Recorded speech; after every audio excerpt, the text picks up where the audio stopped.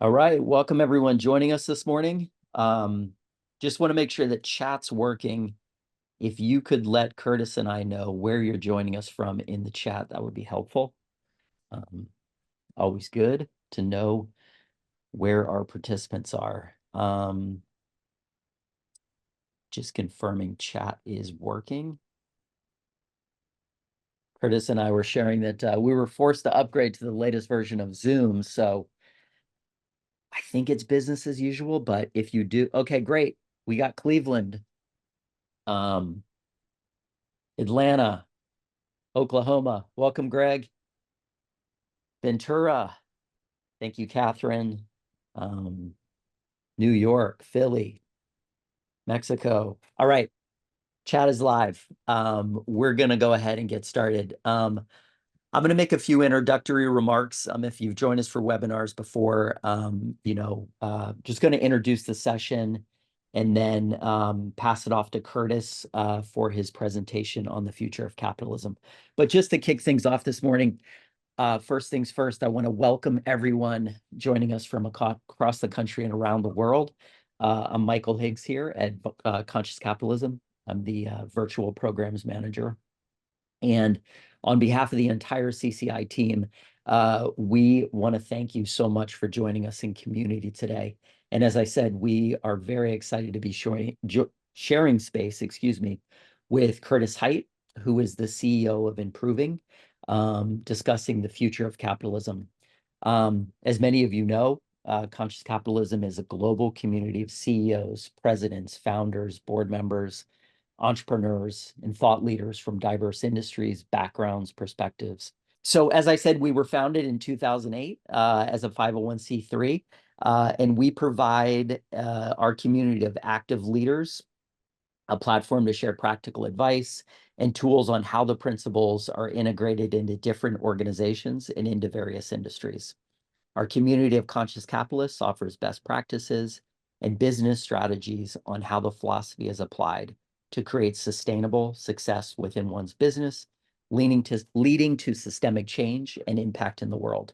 As many of you know, several times a month we offer our virtual gatherings as a way for the community to see how our philosophy and how our thinking take shape in the leadership journeys and business practices of those in our network. A few housekeeping details. Today's session is going to run for about 45 minutes. Curtis is going to start with a presentation, as I said, on the future of capitalism. And then he's going to be in conversation with Karen Salmon, our CEO.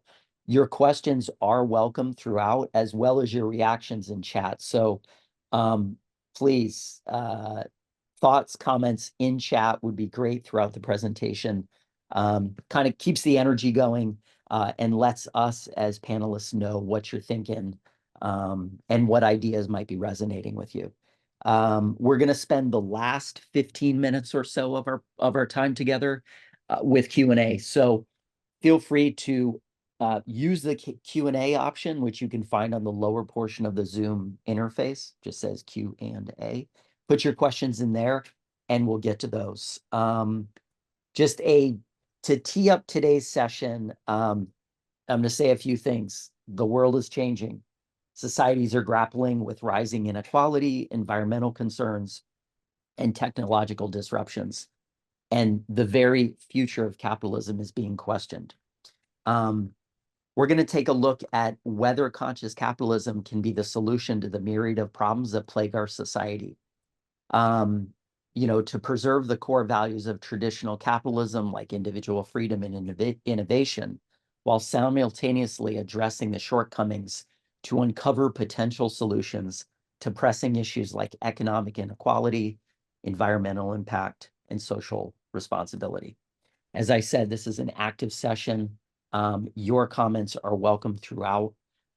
Without further ado, I do want to get to Curtis and his presentation. Curtis is the CEO of Improving. He is also a Conscious Capitalism board member and has been involved with our movement since 2009. So longtime member. Curtis, thank you for bringing this unique perspective on capitalism and your long service to our community and our movement. Welcome today. Thank you for being here. Thank you, Michael. Appreciate that. And I'm both a little bit of excited and a little bit nervous about the presentation today. One of the reasons is some people on this call may feel that some of the things I'm saying or suggesting might be a little controversial. Hopefully not. Hopefully people experience this as thought-provoking and potentially you might question some of your own beliefs after you see some of the things that I'm trying to communicate today. I have given this presentation before, just a few times with good reviews, but I am evolving it because it's only twice before, and I am looking for input. So if you have an opportunity to shoot me an email, curtis.hite@improving.com. I do really appreciate and welcome that because it's continued to improve each time. With that said, I'm about to share the presentation, and I start with a set of beliefs of mine. I think this is important for topics such as this because it lets you know where I am coming from. I'm not suggesting my beliefs on capitalism are all accurate or right. I suspend righteousness myself, but I do believe that they have a certain amount of validity. But just so you know a little bit about me, that's where I start and why I will start with my beliefs. So let me share my presentation and we will get going. So the title of this is The Future of Capitalism. That's a nice title. It probably would be more accurately named as A Possible Future of Capitalism. I'm hopeful about this vision in this future. Starting with some of my beliefs, though, is that I believe in the goodness and beauty of humanity. And I think this is very important to understand that I am not a person that believes that humanity is bad and that we're all against each other. In fact, the opposite, that we're innately good and people innately, for the most part, want good in this world and create good in this world. Another thing I believe is that overall, and you will see a lot of this in the presentation and information supporting this, is that humanity is progressing in a very positive direction overall. Can we talk about some of the setbacks that we have? Yes, but that's just because we're looking at a window. When we start to look at small windows of time, we can identify these steps, perhaps backwards or sideways. But we are progressing in a very good direction.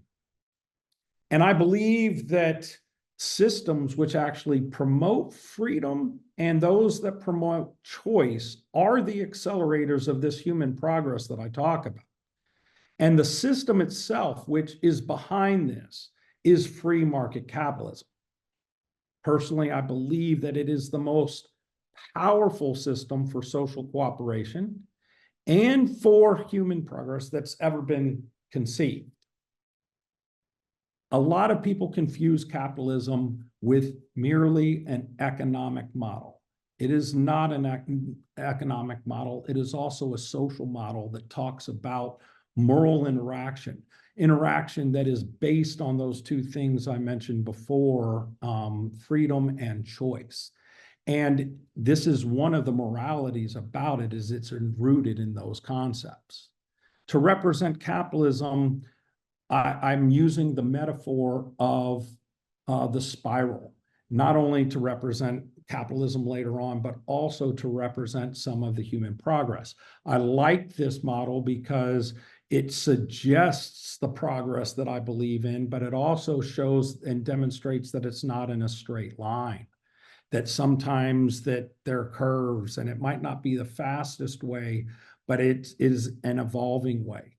The other reason I like this metaphor is it actually is often built upon the foundations of the levels that come before it. And that's an important part of my message today. If I look at human history, I want to talk about the predominant systems that existed, let's say 1,000 years ago. While there are exceptions to this, you see temporary rises of empires in pockets of the world, even large pockets. But overall, what you would see is 1,000 years ago, we were rooted in a system of tribalism, one in which most people were all in a very similar situation. The world itself was around 300 million, and around 1300 to 1500, feudalism started to emerge.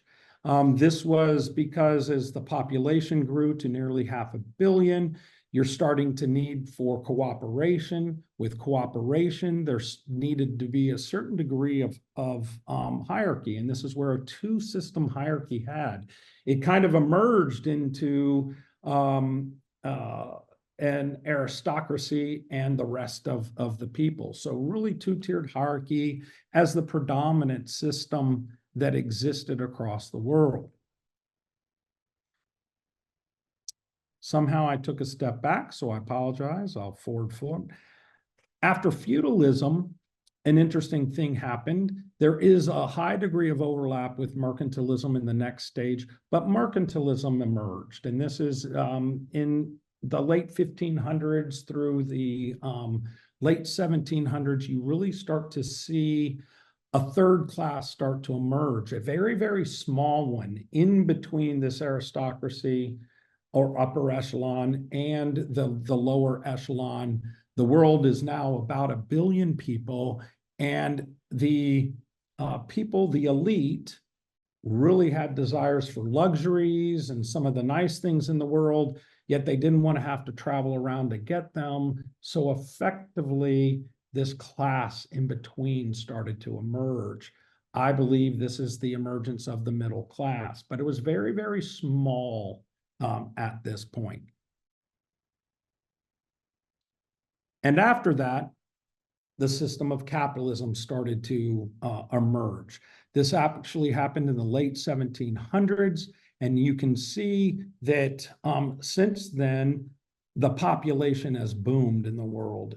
It has really gone from about 1 billion to 8 billion in 200 years and started to accelerate. And as I look over the whole of this entire history, certain trends that you can see emerged. I'm going to put them all three up here real quick. But if we look at life expectancy, right? 1,000 years ago, based on archaeological record, really about mid-20s, 26 and a half years.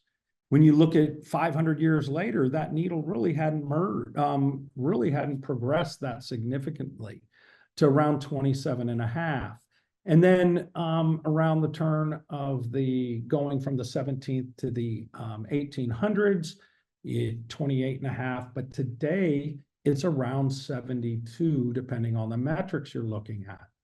When we look at extreme poverty, and if you've been around conscious capitalism a lot, you've seen a lot of these metrics that are widely known, right? 98% of the world lived in extreme poverty. 90 up until 1800. In 1800, really 90% of the world still did. And it kind of makes sense because really just the emergence of the mercantile class created a small middle class, hence going from around 98% to 90%. And then with the emergence of capitalism, we really have decreased that down to 10%. And if you look at literacy, same trend, less than 1% to 12% or so when at the emergence of capitalism, to today, 87% of the world is literate. What's interesting is 200 years ago, before capitalism existed, most of us on this call wouldn't be alive. Most of us would be living in extreme poverty, 9 out of 10, and almost none of us could read or write.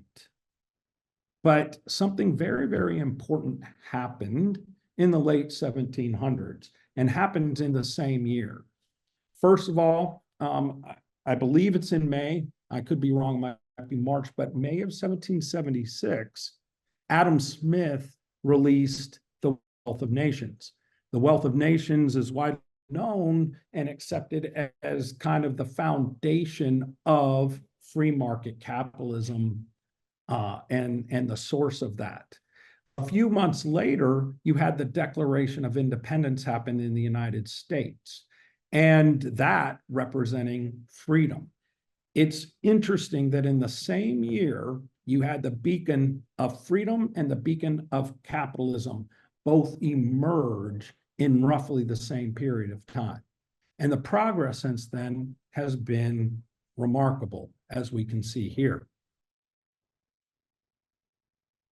As I start then to look into and zoom into the age of capitalism in the last 200 or so years, what you can really see is that two versions of this have seemed to emerge. Classic capitalism is what emerged back in 1776 and has continued since. And then we have the emergence of, roughly in the last 50 years or so, stakeholder capitalism, building upon in the spiral model some of the things that classic capitalism had provided us. If you're familiar with spiral dynamics or integral theory, one of the things I want to suggest is there is a correlation between the modern view and classic capitalism and the postmodern view of stakeholder capitalism. In classic capitalism, the responsibility was primarily, almost exclusively, in the shareholders' hands and in the shareholder model. But with the emergence of stakeholder capitalism, you hear where it got its name from. There is a broader set of stakeholders that exist in businesses and in capitalism in general. Whether it's the environment or whether it's social. We've heard some of the things around governance. Hence, you get the ESG concept, but it may be as simple as considering employees and suppliers.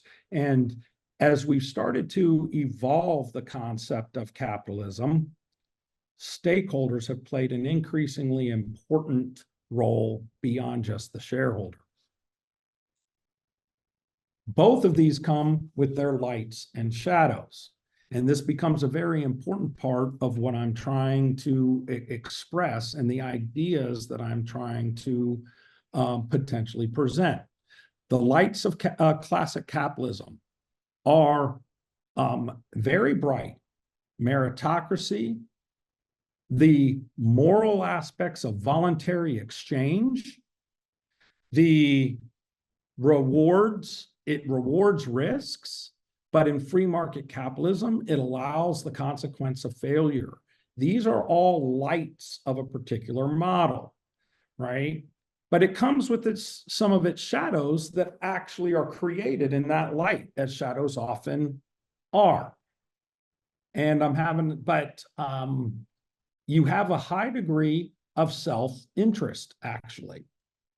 I'm not sure why that just moved forward. We have exploitation of the environment, which we've kind of seen in several places, and even of people, which is some of the shadows that are undeniable today. But similarly, in response to many of those shadows, you see the emergence of stakeholder capitalism.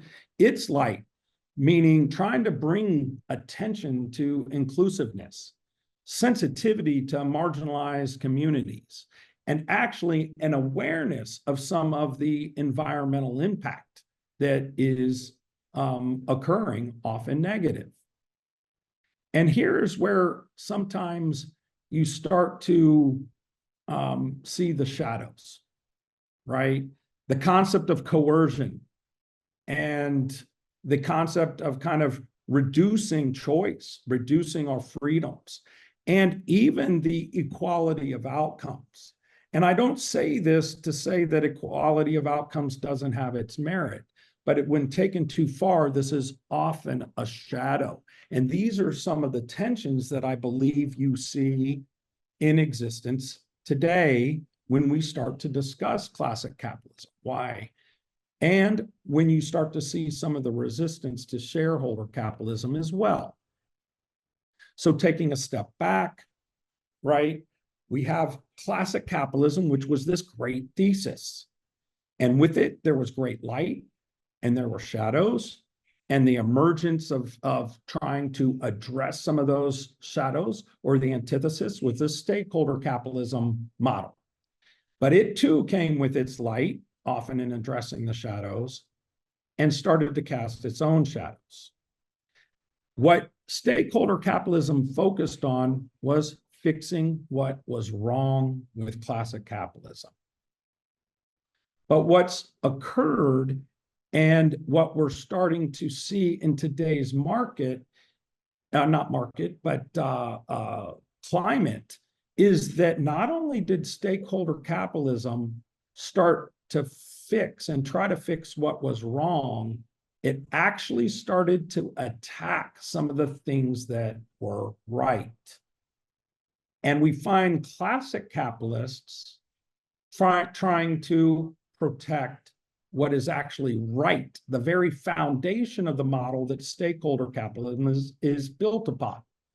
And this creates an interesting dynamic tension between these two things. But I want you to consider another aspect. Classic capitalism has been around for 250 years. When you've been around for 250 years, you have such visible failures, meaning the shadows become so visible that they're almost undeniable. When you have the river in Cleveland burning because of the pollution, there was the big event, but it had been polluted for years. It's almost undeniable that that's a shadow. When you have Enron, which really began a collapse, and coinciding with .com and some of the things, really, when you look at fraud and greed and self-interest in some of these models, you can no longer deny your shadows. And what's interesting is many of the classic capitalists were already trying to address many of those shadows, merging into this stakeholder model of stakeholder capitalism. However, today, I personally believe they're spending too much energy trying to protect what is right, those good things that we see about freedom and choice, and about meritocracy, that they're not able to put their full attention to addressing these high-profile failures. Another thing that's important is understanding the core values that exist in these two models. In classic capitalism, one of the core models is freedom, and we agree that freedom, or not, I guess we don't all agree. I believe, as you saw from my beliefs, that freedom is at the center of this both social and economic system. When you move into stakeholder capitalism, it is starting to increase the value and emphasize the value of equality. It doesn't have the tenure yet to really live into it, because it's only about 50 years in the making. But what I've noticed about these two things, and I'm having a problem with my screen.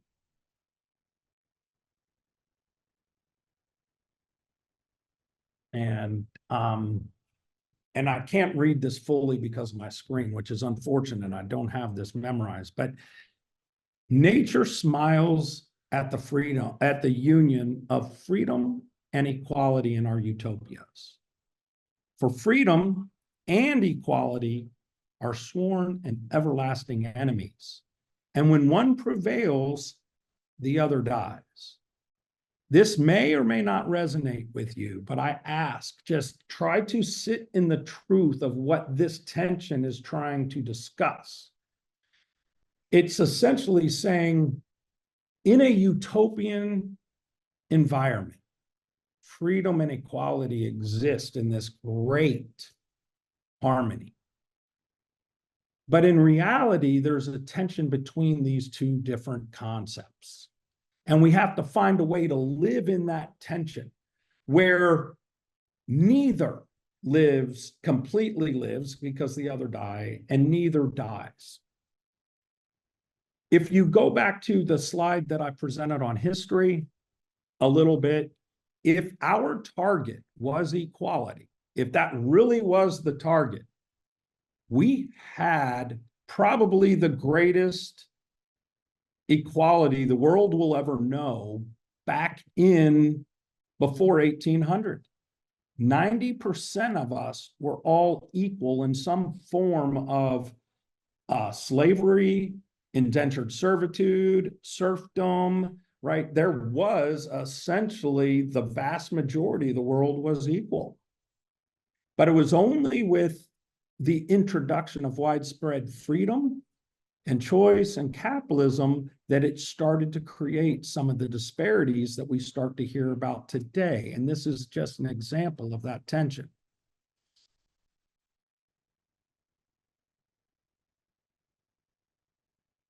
All over the place on my slides. So as I zoom out and we go through this, we have classic capitalism trying to address the shadows of the classic capitalism. We have stakeholder capitalism, but both are casting their own shadows. And I believe that the synthesis of these two things, bringing in by synthesis, I'm not talking about transcend and include, but I'm talking about transcend and negate, preserve and negate, preserve the light of classic capitalism, preserve the light of stakeholder capitalism, while negating some of the shadows. I know there are some of you that don't like the concept of negate, but I believe the future is trying to find where these two things move in this synthesis of the lights so that we can meet at a higher ground in the concept of conscious capitalism. Part of this synthesis is recognizing that classic capitalism alone brings wonderful light into this world. And conscious capitalism seeks to welcome classic capitalism into its mix. Understanding that stakeholder capitalism is trying to address the shadows, and that we welcome stakeholder capitalists into the mix. But as we continue as a community to move up this spiral, whether you're classic capitalist trying to move into stakeholder capitalist, maybe moving into the next thing, conscious capitalism, we try to negate the shadows that is creating really pushback about one of the things that I believe is the greatest systems that this world has ever created in capitalism itself. I believe that the core of this is kind of met here in this quote from Milton Friedman, that a society that puts equality before freedom will get neither, but a society that puts freedom before equality will get a high degree of both. I'll remind you, we had equality 200 years ago. Today, we are seeing some of the inequalities, and we need to address them. But my theory and my approach is that we must keep freedom at the core, live into the tension between these two great things that are both great, and aspire to get a high degree of both and perfection in neither.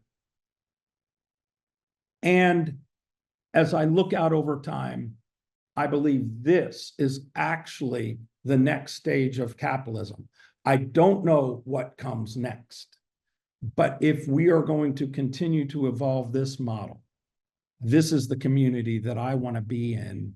And I believe more of us need to start to preserve the lights and negate some of the shadows that exist before us.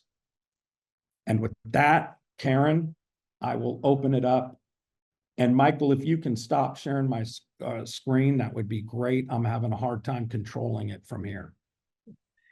There you Curtis, are. I want to thank you for the courage to lead. That this is a really important and interesting conversation, and it's really intellectual. And so, I want to just again appreciate and applaud you for taking the time to put your thoughts together. And I'm curious. You said that you have presented this twice, once at the Stagen reunion and on the stage at Conscious Capitalism. Um, what got you thinking about it? What, when you talk about the future and how we get to that integral state, is it the conversations that we're having about next generations believing that socialism, communism is a better way? Is it because we've had trouble since COVID and, getting people back into the office and, just wrestling with where we're coming from? Like what was like, where did this interest come from?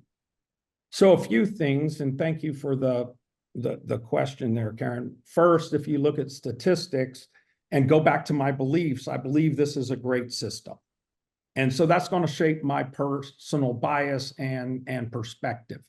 And if I believe that capitalism is a great system and that we're moving in a right direction, why is it becoming under attack? And that was one of the big questions I wanted to kind of pursue in this.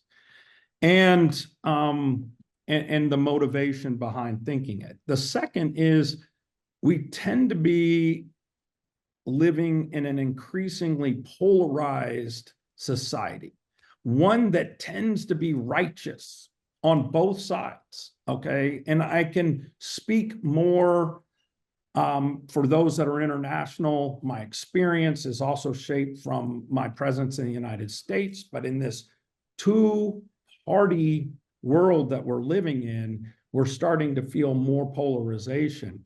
And I was trying to understand why. And it's the pursuit, interestingly, in my opinion, of two really admirable goals. Yet we're trying to righteously say, come at a point where it's one or the other, and we're trying to go back at it right now with coercion. I'm a fan of trying to inspire people, not require. So personally, I agree with a lot of the ideologies that are behind ESG. And before that gets too many people excited in the wrong way or the right way, I'm saying that I'm not a fan of making this a required thing, except in the most egregious circumstances, that we need to inspire. And if you look at books like Forms of Endearment, we can inspire people to choosing this path themselves. So when I'm thinking about where you're going from classic to stakeholder capitalism and getting to integral at the top, the best of both. The way I interpret that is conscious capitalism. And so reading from our credo, which I pulled up, we believe business is good because it creates value. It's ethical because it's based on voluntary exchange. It's noble because it can elevate our existence. And it's heroic because it lifts people out of poverty and creates prosperity. That seems to be the directionally where we want to go, and what we are talking about with the business philosophy of conscious capitalism. On the one hand, when you talked about the progressive postmodern, you talk about the what is good about it. Then you talk about the what can be a shadow side, and things that I see, which would be like green purpose washing, greenwashing. And now with leaders who are thinking about this, and this, I want to ask you your opinion, I'm seeing a lot of green hushing. So that stakeholder capitalism emphasis is now so much under attack, there's green hushing. So are we really making the progress toward where we can get to the integral above, when we have that inability to hear each other? And in your opinion, how does conscious capitalism fit into that discussion? What can we do as conscious leaders? you see others in our community really speak about the concept of big tent. And this is important. By big tent, one of the big concepts is truly welcoming those that have opinions and perspectives that maybe we don't share.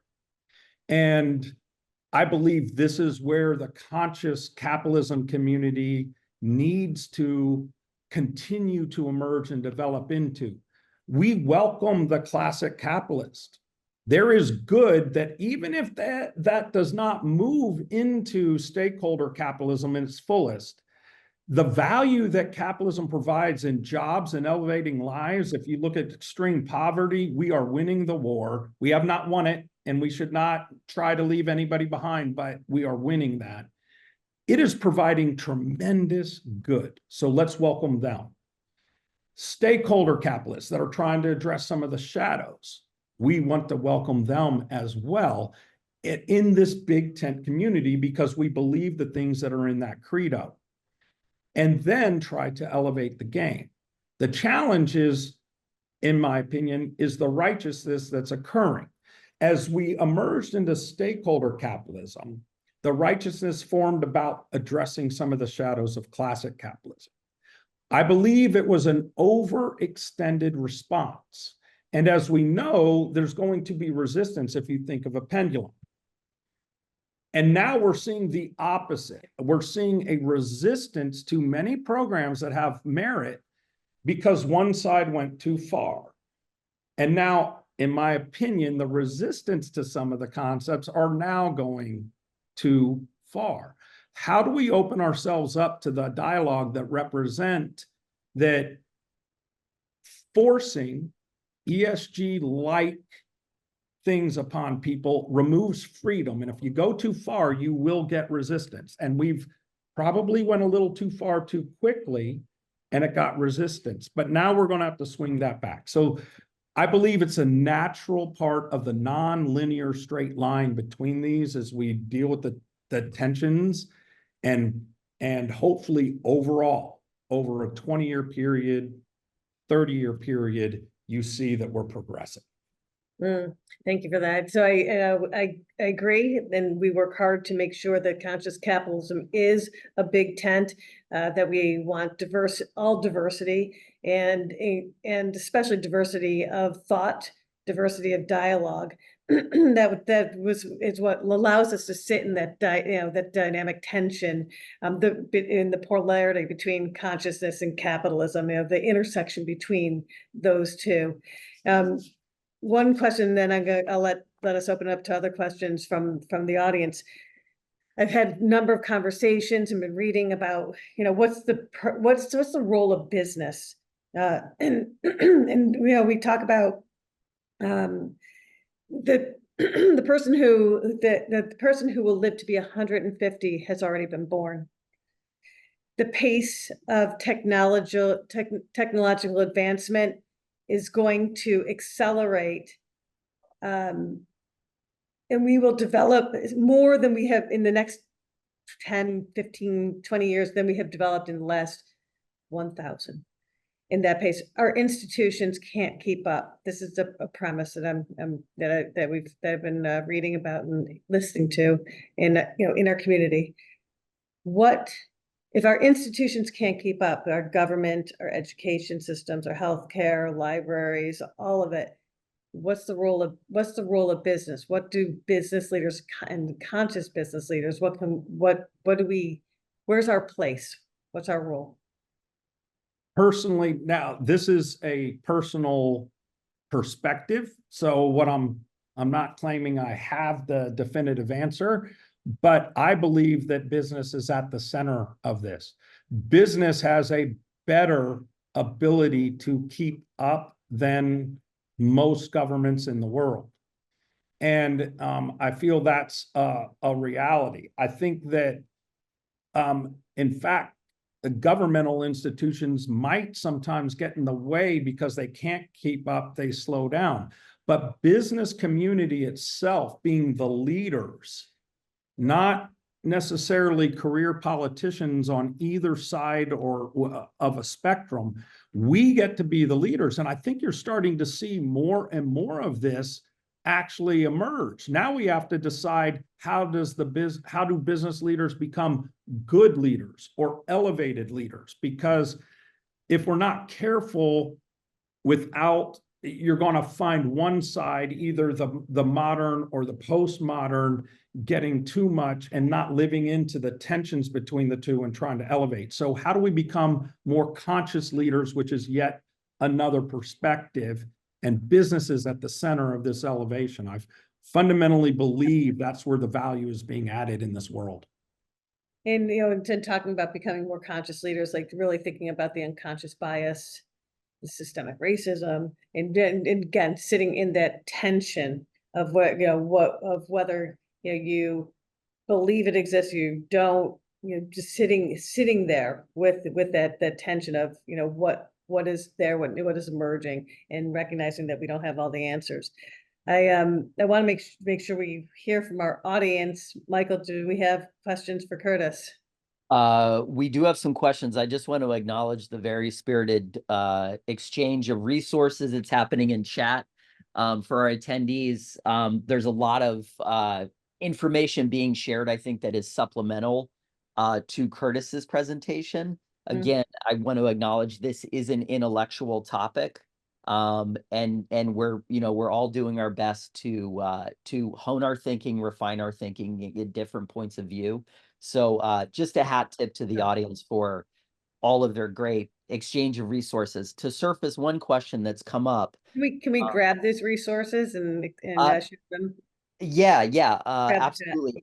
I will save this chat session, and I'm happy to share it with anyone who's on the call today. Let's see. Let me jump into a question first from Alessandro. And his question, I'm going to summarize here. How can stakeholder capitalism address the enormous imbalance of power?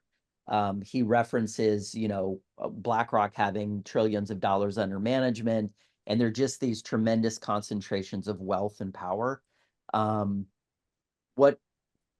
How does stakeholder capitalism fit into that equation when we think of these behemoth companies who provide the majority of services to people, whether that's BlackRock, Google's, Apple's, all the mega caps? So first, what I will say before addressing that's going to come with most likely an assumption that power is probably bad. Right. And I'm going to say maybe power is good, maybe power is bad. It depends on how that power is actually used. And there does tend to be in these larger organizations, whether they're private equity groups or whether they're corporations themselves. A private equity group can represent a large group of corporations, where we consolidate some of this wealth and power. Let me discuss wealth first. When you look at the countries that have embraced embraced capitalism in its freest form, free markets, close to it, they tend universally to be the ones that are progressing forward. How can I say that? I'm not sure wealth is the best measure. Look at quality of life and look at quality of life of the poor. I was in Cleveland and somebody asked a very similar question, and we kind of researched it there in the discussion now afterwards. 1950, the average home size was 980 square feet, maybe plus or minus 5 feet. I'm not sure. I don't remember. But today, it's 2,400 in the United States. So when we talk about not being able to afford a home, what home are we talking about? Quality of life has emerged. Another stat that came up with the United States purchased 300 million cell phones. Okay. And last year, our population is something like 330. My point in this is the metric might not be wealth disparity, but really, when you look back and forward, are we elevating everybody? And as long as the bottom and the top are elevating consistently, that's an important metric. So I call that looking down the mountain versus looking up, or side. Where have we come from? Now, when it comes to power, this becomes a little bit more dangerous, in my opinion, and hopefully businesses can, in my opinion, level things out. You tend to see in the high profile things, and again, limited to the United States, that's where I'm seeing most of my news in this perspective. When a business leans in too hard to exert its power, it often, and too extreme into either one of these, it tends to actually not end in the best scenario for that company. We've seen a whole lot. This is natural capitalism taking place. So whether you're a classic capitalism and pushing one agenda too much, burning rivers or fraud or something, doesn't work out too good for them. Or if you're a stakeholder and overemphasize some of the possibly equality of outcomes versus life and liberty and protection of civil rights, which are very important, then you're going to see the swing the other way. Business plays the role of leading, hopefully in the middle, to bring these companies together and bring our society together. I'd say in rebuttal to that, I've often thought of our credo as missing the word "can be good," can be ethical. I don't know in your statistically, yes, everybody has raised, but the top 1% has gone higher than the bottom 1%, and that just leans into the need for more conscious capitalism, in my opinion. So I'm agreeing and disagreeing with you, and I think that those who are on the call today are interested in conscious capitalism, because we can wrestle with these kinds of conversations. And again, I'm appreciating the courage to have the conversation and to think about how we move up. And so some of the conversations we're having, KKR's Peter Stravos, his partner there, he has started within KKR and outside, looking at how they can move ownership to employees and also show outsized returns. And talking to Bain Capital and their impact funds, they're on their third fundraising, hundreds of billions of dollars. And on top of the Bain structure of investing, they're adding in how can we measure the culture and leadership, and use what the B Labs certification assessment tool to layer on top of what they do well, and that's being pulled into Bain as making them better investors and having more positive outcomes. So it's not about giving up that 20% return, 12% return, 18% return, but you can do that and you can have a positive social impact or environmental impact, whatever you're looking for. So it's not an either or, which is what you're saying. It's a yes and. It's getting to that higher ground, the win-win-win orientation, which is what I believe makes conscious capitalism so much more powerful, better form of capitalism. And the important thing here is to be able to handle the discussion, which many pockets are unable to handle the discussion in our society today. They can't handle this. And even the acceptance that along the way in this development, there's good in almost every place. Let's bring the lights up while addressing these shadows together, whether they're business shadows or society. And the influence is becoming increasingly, as somebody pointed out, in the corporations. So how do we become conscious leaders? Because the corporations will lead more and more. Yeah, I just want to surface something that Paul mentioned, which you spoke to, Karen, and Curtis, you did just as well. that this is the power of the conscious capitalism ecosystem, right? That we can lean into these uncomfortable conversations. We can acknowledge the difficulties in presenting these ideas. And I just have to, again, the intellectual capital on this call is remarkable. I mean, some of the comments I'm seeing in the questions, incredible. So, you know, I also want to acknowledge we have gone a little bit over time. So both you, Karen, Curtis, and our attendees.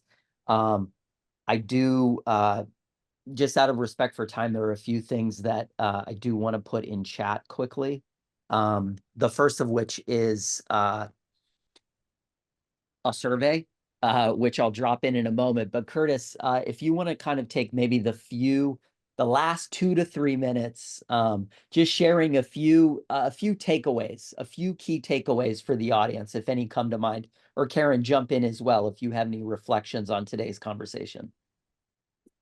What I want is for people to give capitalism a chance and take the long-term perspective that if we really take, don't lean into it with any righteousness, like you have the answer. You have a potential answer, and listen and have discussion and dialogue about this particular subject. We are the big tent. This is actually one of the things that differentiates conscious capitalism from some of the other things that appear to be similar. Our differentiator is we're going to welcome all levels, and we're going to try to elevate everybody in our big tent as long as they believe that business, Karen, as you pointed out, can be a force of good and overall is a force of good. But how do we address these shadows? And last thing I want to say is we are having the Dallas chapter of Conscious Capitalism is actually conducting the first executive summit in 5 years in May 9th and 10th, I believe it is. And I'm very excited. The chapter has initiated this, and Brian Wing, who's the chair, is doing a great job along with Bethany Hilton of promoting this. If you're interested in conversations like this, it's very affordable. I'd encourage you to attend. Welcome these conversations. Please suspend righteousness and come with openness. Thank you. I just want to thank you, Curtis, for sharing this presentation and having this whole conversation. You are an incredible leader. It is my pleasure and honor to be your friend. The business you've built in improving the commitment to conscious capitalism throughout your organization and through our chapters in our whole community, and the work that you do for our board of directors is just unparalleled. And thank you so much for everything that you're doing for conscious capitalism, for all of our stakeholders. We love you. Thank you, Karen. Yeah, thank you. Thank you to all our attendees again for the spirited conversation and exchange of resources in chat. Karen, Curtis, immense gratitude to both of you for joining today, and Curtis for the courage to share this wonderful perspective.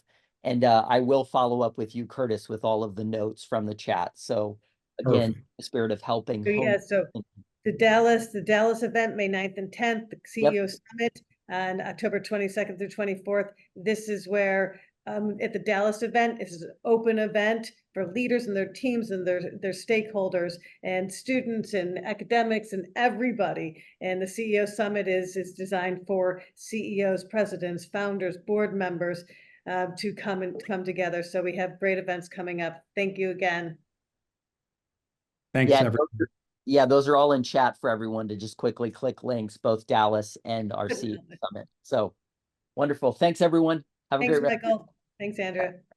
Thank you, Curtis. Thank you.